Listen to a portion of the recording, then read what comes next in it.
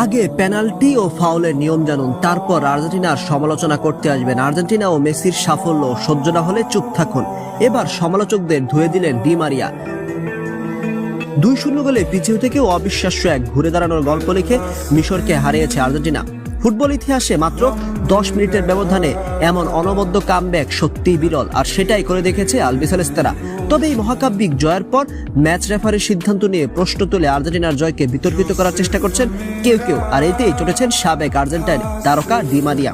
Messi এবং আর্জেন্টিনার সমালোচকদের রীতিমতো ধুয়ে দিয়েছেন তিনি। সম্প্রতি এক বিবৃতিতে ডি মারিয়া বলেন, কোনটা ফাউল আর কোনটা পেনাল্টি সেটা মাঠের রেফারি সবচেয়ে ভালো বুঝেন। ফুটবলে অনেক নিয়ম আছে, বলে পা লাগলে এক নিয়ম, আর বল বাদে খেলোয়াড়ের পায়ে আঘাত লাগলে অন্য নিয়ম। আর্জেন্টিনার তৃতীয় গোলটির সময় বল পায়ে ছিল, তাই ওটা নিশ্চিত গোল। আর যে পেনাল্টি দেওয়া হয়েছে সেখানে আমাদের খেলোয়াড়ের গোল করার স্পষ্ট সুযোগ ছিল, যা মিশরের ডিফেন্ডারের বাধার কারণে নষ্ট হয়েছে। তাই রেফারির পেনাল্টির সিদ্ধান্ত দিয়েছেন। আমার সোজা কথা, যারা ফুটবলের নিয়ম না জেনে মন্তব্য করছেন তারা আসলে মেসি এবং আর্জেন্টিনার সাফল্য সহ্য করতে পারছেন না।